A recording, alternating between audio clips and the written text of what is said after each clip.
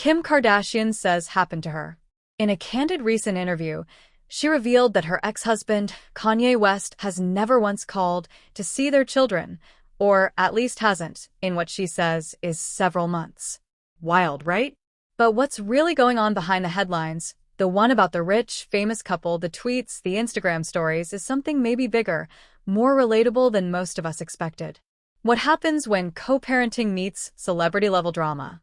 How do you protect kids when the world is watching and your partner's absence becomes clickbait? Stay calm, we're diving into the twists, the turns, the what I didn't expect, so do well to please subscribe to me YouTube channel. From I do to we've got 4 kids and now what? Kim and Kanye married in 2014 after a whirlwind romance, eventually welcoming 4 children: North, Saint, Chicago, and Psalm. Fast forward to 2022, their divorce becomes official, and the headlines shift from couple goals to co-parenting goals, or more realistically, co-parenting with complications. On a new episode of the podcast Call Her Daddy, Kim tells host Alex Cooper that the children live with me full-time. When asked about the last time Kanye saw or called the kids, her answer: whenever he'll call for them and ask. It's probably been a couple months since we've heard from him. What exactly triggered this revelation now? And why did Kim choose this moment to speak out? Keep reading, things get a little more emotional. The public narrative: Kanye tweets, rants, claims he's being kept from his kids. Kim wakes up to headlines: Kim's keeping the kids, or Kanye's blocked. She says, I've never once done that. Behind the scenes, she says she actively welcomes a healthy relationship between her kids and their dad. He knows that, she says.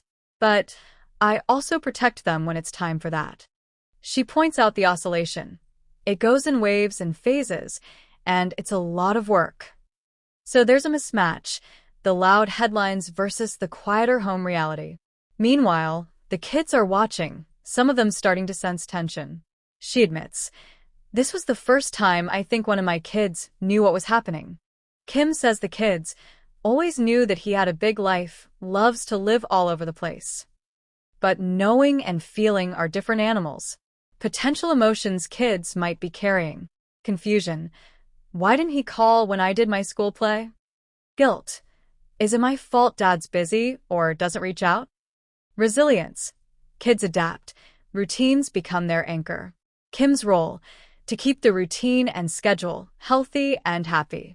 She says, my job as their mom is just to make sure they stick to their routine and they're healthy and happy.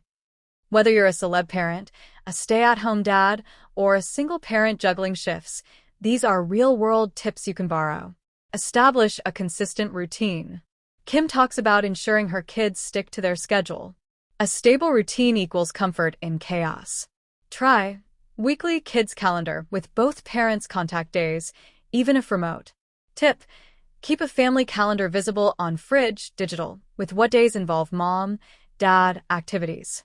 Keep open lines of communication, even if the other parent isn't using them. Kim denies blocking Kanye's access. She says she always allows visits when asked. Protect your emotional zone. Kim says she draws the line when things might become really super unhealthy. Kim admitted she felt pretty tested. Not just by divorce, not just by public scrutiny, but by the pressure of protecting her kids. She mentions stress flare-ups, psoriasis returning, the multitasking load. Kim's podcast chat ended with a nod to time. She quoted her mom, "You've got to give it 5 years of being divorced before everything really comes together and everyone can coexist."